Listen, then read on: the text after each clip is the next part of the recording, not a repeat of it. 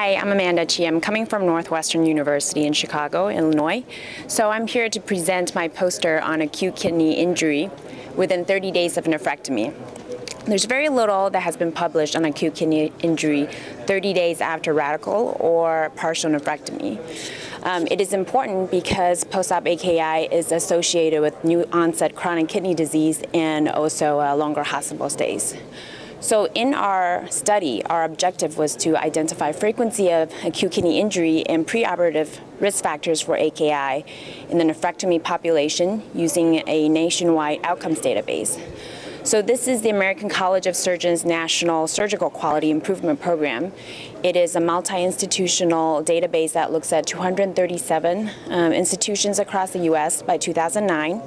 It looks at 135 perioperative and intraoperative variables, as well as 30-day post-op mortality and morbidity for patients undergoing major surgeries.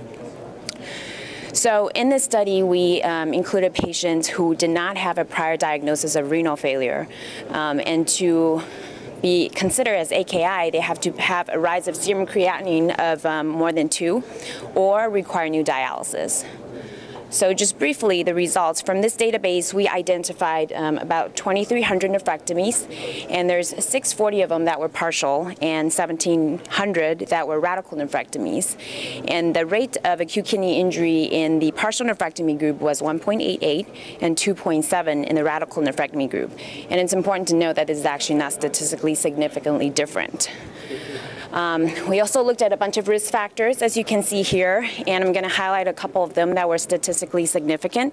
So operating room time that were longer, patients who were hypertensive on medication, patients who had percutaneous coronary intervention 1 month prior to the OR case, and also patients who had a lower platelet count and higher BUN count pre-op.